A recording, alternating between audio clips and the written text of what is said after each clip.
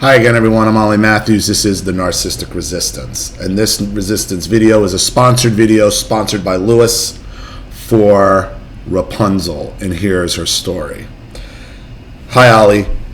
Here's the story of my crazy narcissistic quote-unquote best friend, whose psychotic ways alerted me to the very existence of narcissism around the time that my family began scapegoating me. For that story, viewers may want to check out your video, Isolationist Narcissists Are All Trying to Hide You from the World. How do I begin to describe this narcissistic bitch? She is a glorified fan fiction writer, a 30-year-old who lives with her parents. She is a self-published author who is self-deluded enough that she thinks someday she'll be as famous as J.K. Rowling. She is a self-declared Disney princess. She calls herself a queen in the fandom, all because she originated a fan fiction pairing. She thinks she is special, brilliant, incomparable, and when she types, her words are carefully crafted illusions. She was a romantic, a Jane Austen wannabe. She went to Disney World biannually and lived in a castle made up of fantasies. She lived in her own fantasies. And I'll tell you this, Disney people, that's another cult. I mean, there's liking Disney, and then there's Disney people who are like this, who are just next level weird. It's another weird cult. For a fan fiction writer, she was very good, but in the real world, that's not enough. She thought of herself as a legend, but I was too naive about narcissism to know how she came across as entitled. I should never have clicked the link below one of her stories to her Facebook page. I should never have sent her a private message telling her how much we have in common, that we both love the same movies, same characters, we were both Christians. I should never have made a fan-made trailer on YouTube highlighting one of her fan fictions. I should have never gotten on her radar. A lot of these fan fiction girls and Disney princesses are usually closeted lesbians as well. So we'll see if this is where this is going. First time I actually met her in real life, she invited me to come down to her tent, to drive down to her town and see her in a musical production. She was playing Belle in Beauty and the Beast. I cannot deny it, she had enormous talent, a talented singer and actress. She just didn't play Belle, she was Belle, completely immersed in the role. After meeting her in person, we began to talk on the phone and chat on Facebook daily. This sounds more like a relationship than a friendship. Whenever she'd compliment me in any way, I felt like I was receiving a brown paper package tied up with strings. I could hardly believe that this author wanted to chat with me throughout the day. She remarked often upon how we were like kindred spirits. When I read articles on narcissism now, on how narcissistic partners describe the other person as their soulmate, I go, oh my God, deja vu. Even though we were only friends, it was the same dynamic. She'd often exclaim brainwave at the end of our messages, reinforcing the idea that we were constantly in agreement, constantly on the same page. At the time, I felt privileged, like some mini celebrity wanted to take me under her wing. She even encouraged me to start writing a fan fiction of my own and called me her Jedi apprentice. This girl's in love with you.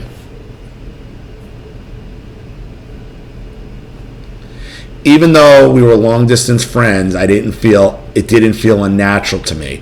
I was so naive. I hate to think that I was needy because I had never been needy in my life. But I felt like I needed this girl's friendship.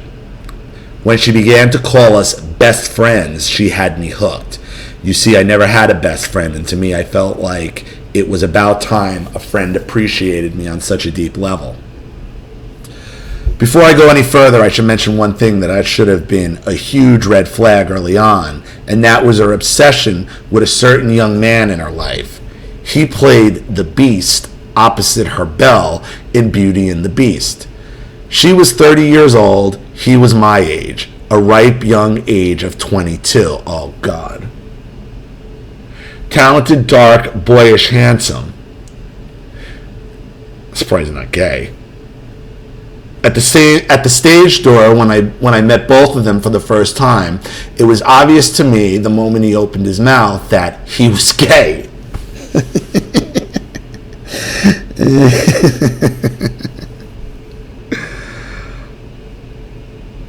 Okay. She wasn't into him. She was using him to make you jealous. And she's such a giant lesbian, she can't even tell that he's gay.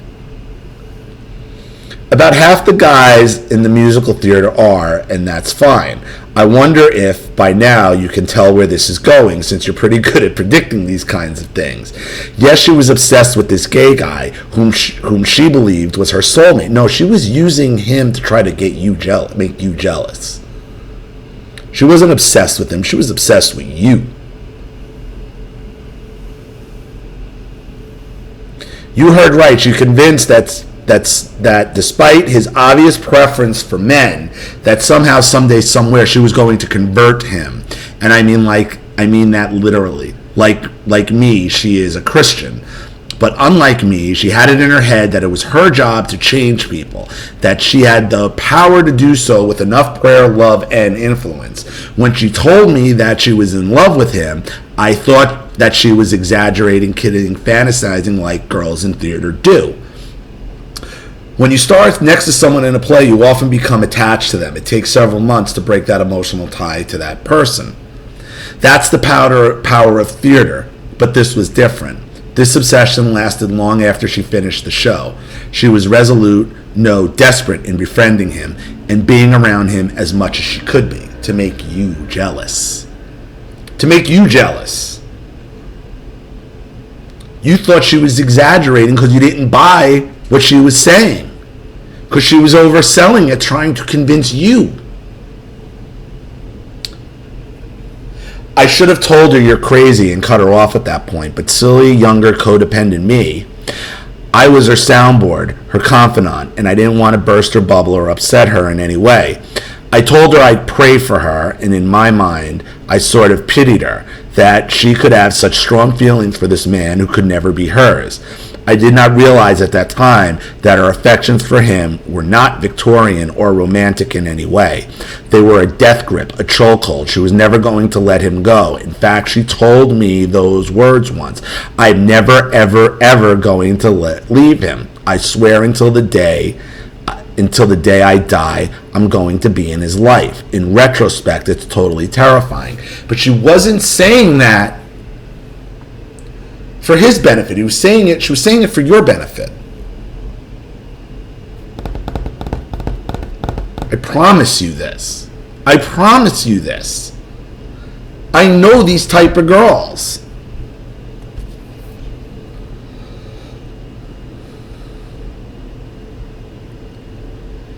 January of 2015, she was sending me cards, dried flowers, letters, packages, gifts, books.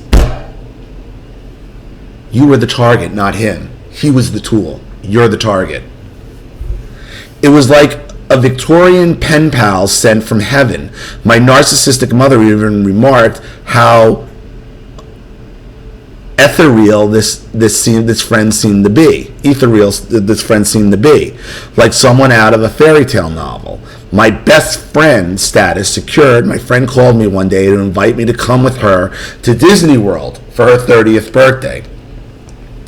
Of course, I said yes. That summer, her filmmaking brother was putting together an independent film, and she was both production manager and lead actress. Her beast was the leading man opposite her, of course, and she invited me to come down to her town to be an extra on the day of filming. I obliged, of course, asking my family to drive me down there. While on set, she acted rather coldly to me, which was in stark contrast to how she behaved on the phone every day that we chatted. She said that it was the nerves of putting together a film. In between takes, I remember coming up to her beast rather awkwardly and noticing that he had a pointed ear, like an elf. Instead of making him feel bad, I backpedaled and told him that it was cute, which made me sound even more awkward. I was not very good with words in that moment because my friend had come up to us and was making me feel oddly nervous about talking to him at all. So I ended the conversation quickly. After the visit, I was left with a very bad feeling and felt that my friend had hardly spoken to me. The next day I messaged her about how I wish we had hung out more one-on-one and that things felt strange. She agreed with me and proceeded to open up about why she kept her distance from me the entire day. "You flirted with him," she told me, granting me that I must not have noticed how I came across. I apologized, telling her it was accidental. I tried to forget about it because I was convinced it was just a fluke, a misunderstanding. Now, of course, the absurdity of her assumption just baffles me. Why would any girl in her right mind be trying to compete with her best friend over a gay guy? Sheer lunacy is what it was. She wasn't jealous over him, she was jealous over you. Her reaction wasn't that she was jealous that you were talking to him. She was jealous he was talking to you. You're the target. He's not. He's gay as fuck, remember? Don't think she doesn't know that. It's a safety net. Now here's where worlds collided.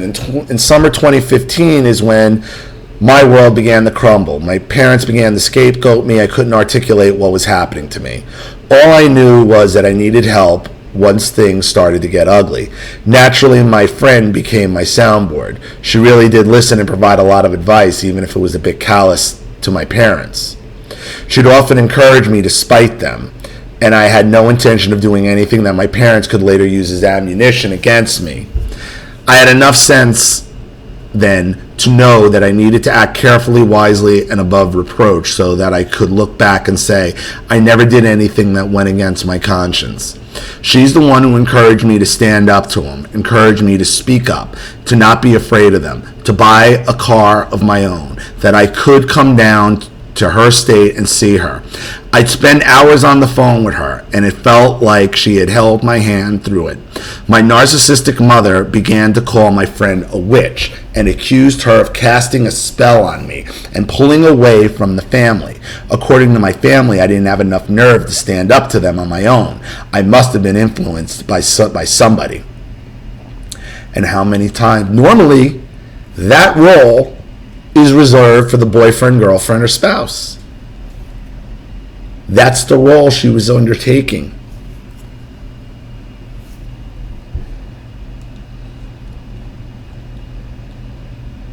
I was just counting the days down to our Disney World trip.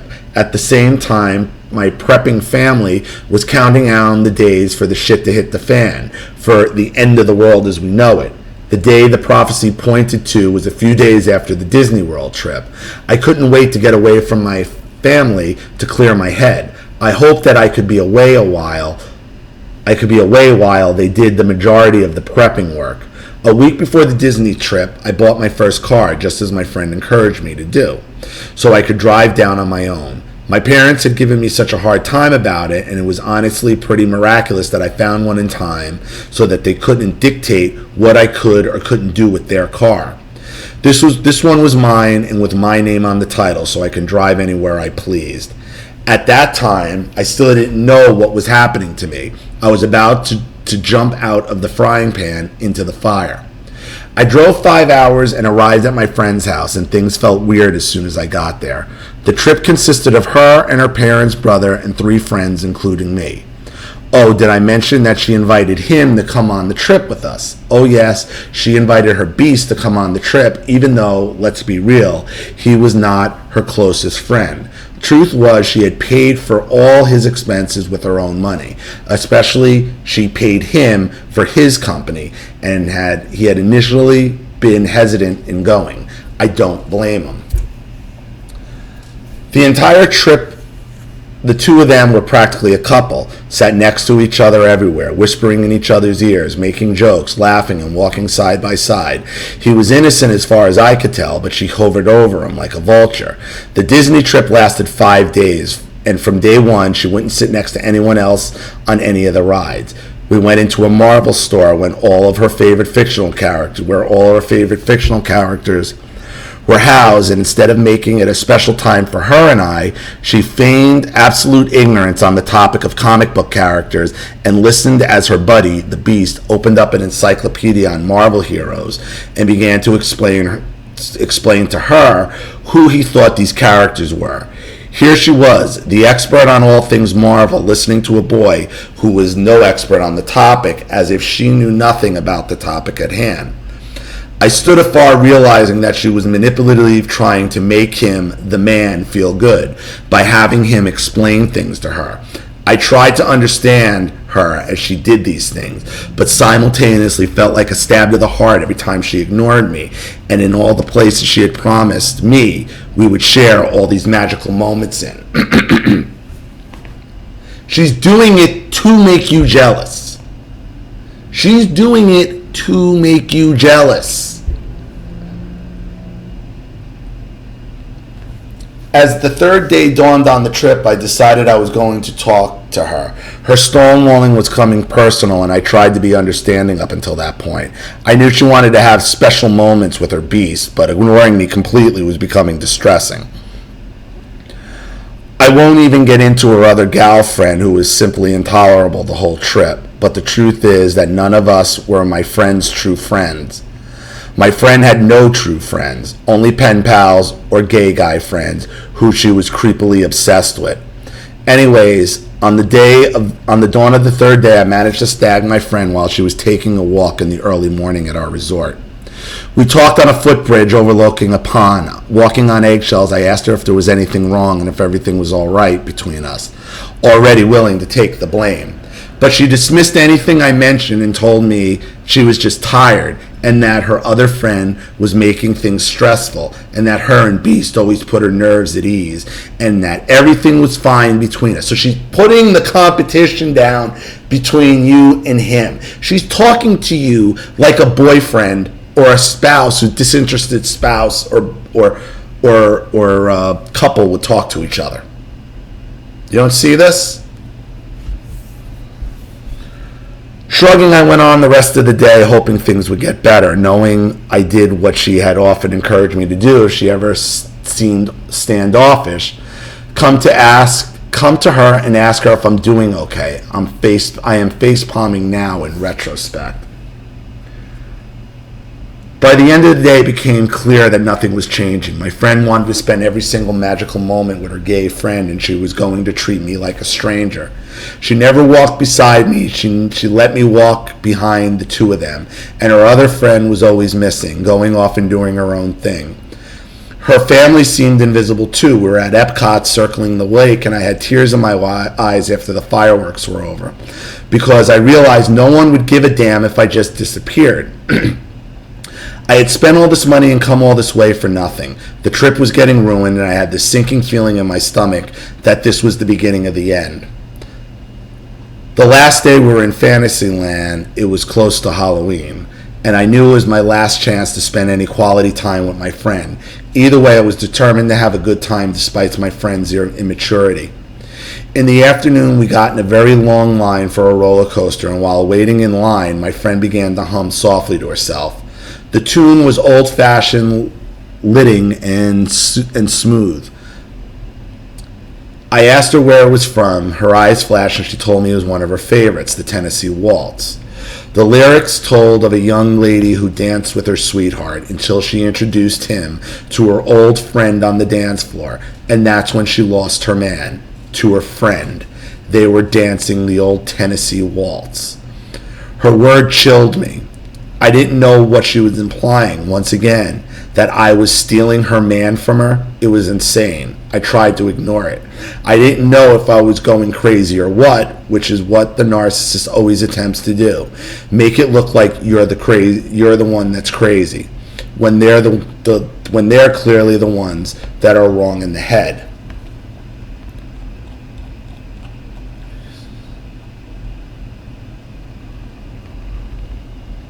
You see, weeks before the trip, she sent me a string of Facebook messages while I was at work. In them, she made me a promise that I would never tell a living soul what she was about to tell me.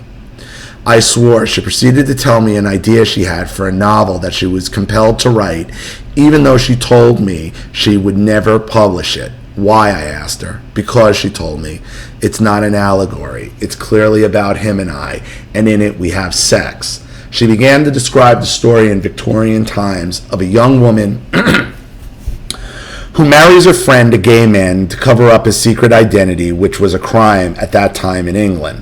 The woman agrees to marry him under one condition, that once a year on their anniversary, he kiss her like a proper husband. The story then documents their growing fondness for each other, until one day, after a traumatic turn of events, he begins to see her with new eyes and kisses her on their anniversary. And kisses her, and let that sink in a moment. Anyway, back to Disney World. That final evening, everybody was dressed up for Mickey's not-so-scary Halloween party, and my friend wore a very hypersexualized Esmeralda costume in contrast to my button-up Princess Anna costume. Her beast was a sassy Jack Sparrow. I was determined to ride at least one ride with my friend, even if she had ignored me the rest of the trip. A feeble attempt at regaining control, I suppose. I don't know. So when we were in line for the Haunted Mansion, I asked her, mind if we sit next to each other for this one?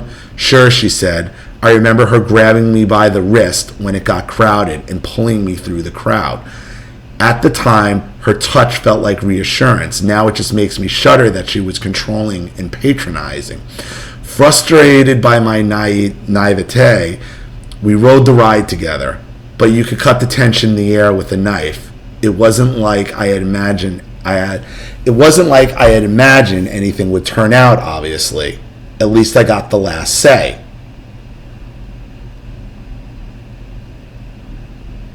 Nope.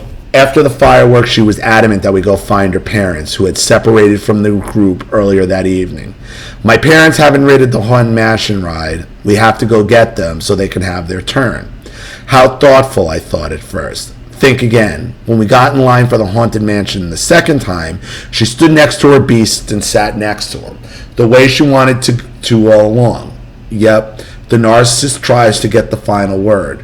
She was a completionist. That way, she rode every single ride sitting next to him, and I got no special moment with her. Not a single moment. So when we were leaving the resort, I was on the verge of tears. I was really devastated when we got back to her house, and I was getting ready to return home. The sinking feeling in my stomach wouldn't go away. I almost refused to give up on my friend, even though I could feel the end coming. I sent her a text while we were at the airport telling her that I had come to celebrate her birthday and that I was glad she had fun, but that I did feel like a third wheel the entire trip. She read the text but didn't say a word to me until we got to her house. Before I went to bed in her basement, she came down and told me that she was too tired to talk, but that we would sort things out later. When I gave her a hug the next morning before she headed out to work, I knew in my gut I might never see her again. Sure enough, that was the last time. She took 3 days to respond to my text, which felt like an eternity, especially with me returning to my parents in that suffocating environment. When she finally did respond, she acted like we should just sweep everything under the rug. It took a full week of near silence to finally get her to get honest with me, or rather, for her to come up with a story of why she discarded me. We had already talked about your problem with flirting with men, and I thought we had already resolved it, she told me. But it's clear you cannot help yourself, and I'm honestly scared for you. I don't need to argue my case to you, Ollie, but you can imagine that I was flabbergasted. The entire trip you treated her gay friend like I treated her brother, and honestly I don't know how to flirt with a man to save my life. I am hopelessly single, but that's ignoring the obvious. The guy was gay. There was zero possibility that he was paying special attention to me any more than he was paying attention to her. And that's where I think her issue lay. She couldn't wrap her head around the fact that this guy was not ever in a million years going to have eyes for her, even if he could be converted. It just wasn't going to happen. And she wasn't God's gift to humanity or to him. To him, she was nothing more than a pal who paid for his Disney World trip. Did I mention that she had a framed photo of him in her writing studio, just above her desk to give her inspiration, or that she wrote a gender-bended Beauty and the Beast novel where this guy was her inspiration for the male Belle character, and she was the Beast madly in love with him.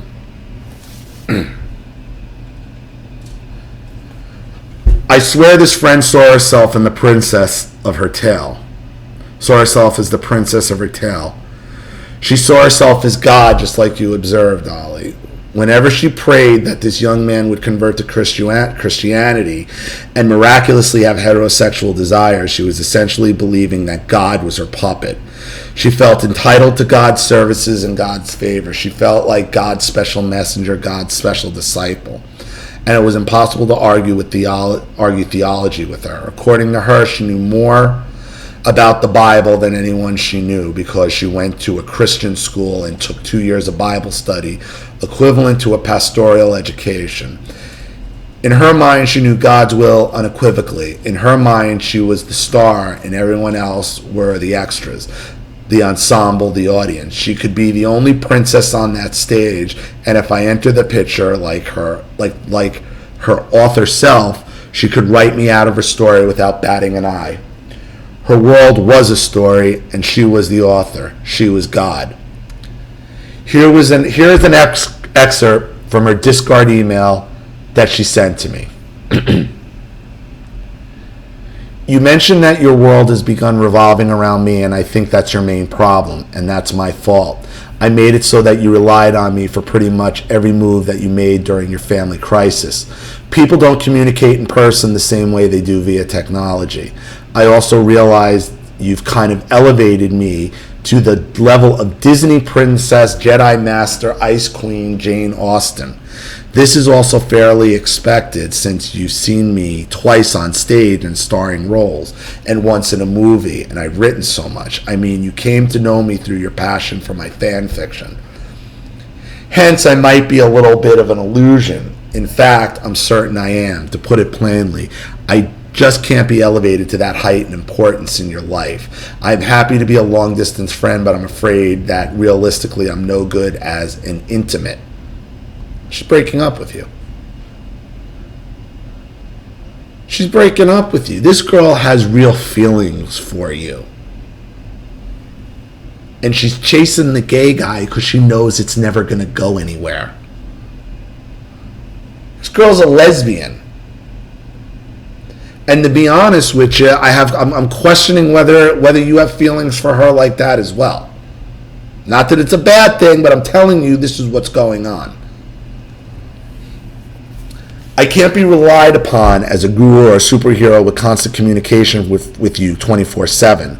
I hope that you can rely on God rather than me because I'm only human and I can't live up to your expectations. I'm happy to chat about fun stuff online the way we used to, but if you want the closeness of a sibling, I'm afraid you can't look in this quarter because I've realized I cannot fulfill that role. What would be ideal is for you to find someone in your town who can be your confidant and your ally and your girlfriend to call up and have movie marathons with. She's out there. Kindred spirits aren't rare. I'll leave it to you to decide whether or not that's a livable reality. I'm sorry for your distress and the miscommunication. By the time she sent me that, I was in deep depression. Her discard devastated me. It was twisted, disturbed, but it was who she insisted first that we were like sisters and kindred spirits. For her to discard me so coldly made me feel worthless. I know most people are left broken by the end of a toxic romantic relationship, but I put the story out there to let me know that toxic friendship can only be just as awful, especially one with a narcissist. It's just plain scary. The problem is you were in a romantic relationship and you don't realize it. That's your issue. You're in a narcissistic romantic relationship and didn't realize it. 2 days before Christmas and 2 months after I discovered what she was, she sent me a blank email. It was a Hoover, although I didn't know very much about Hoovers back then. I replied and asked if she meant to send me an email. She replied with, I was just wondering about starting over with this whole being friends idea. She misses. I'm told you this is romantic. This is what guys going fishing for old girlfriends do. She's a lesbian. She's a lesbian.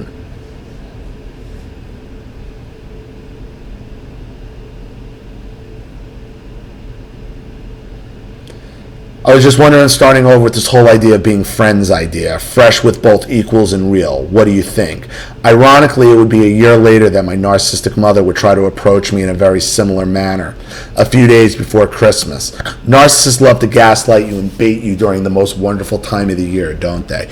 Or she wanted to try to rekindle with the person she really wanted to be with. Luckily, by then, I had enough sense to see her tactics for what they were. I saw through her little manipulation and told her it was too late, and I had found true kindred spirit friends like she had suggested, and this was our farewell. She never contacted me after that. If it were me now, I would not speak a word to her ever again. She's a psycho bitch. Well, thanks for reading one of my longer letters. I hope others found it in some way helpful, or at least entertaining. I don't wish this kind of thing to happen to anyone. I can laugh about this psycho bitch now, but at the same time, it was extremely hurtful. I'm glad this experience clued me in upon narcissism and eventually opened my eyes to the narcissism in my mother. These toxic people appear larger than life and romantic on the surface, but now I'm careful not to associate with anyone who is obsessed with describing themselves in grandiose terms, or anyone who is obsessed with comparing themselves to fictional characters, or seeing their lives as one grand opera where they are God and everybody else in their lives are just actors in their play. Thanks for all you do, Ollie. God bless. Rapunzel. Rapunzel, you were in a romantic relationship with this girl and you didn't even realize it. Girl's a lesbian. Girl's a lesbian. Plain and simple. You were in a romantic relationship and you didn't even realize it. So I hope that helps. Thank you for your story. Thank you to Lewis for sponsoring. Thank you to everybody for watching. Please leave any opinions or advice in the comments section below. And again, if you want your story read on the channel, you have a topic you'd like me to cover, a narcissist you'd like to expose, you'd like to set up a Skype, phone call, have a private video made, or a Facebook chat, or you'd like to sponsor a video like this for someone who needs help and can't afford it, or just sponsor the channel in general with a donation, you know what to do with the PayPal and email links in the description box. And if you're still unclear, wait for the instructional video link to pop up on the screen at the end of this video to walk you through all that. Please like and share this video wherever you can. Subscribe to my channel if you haven't. And be sure to click the subscription bell to be notified of all my video uploads. I'm Ollie Matthews. This has been The Narcissistic Resistance.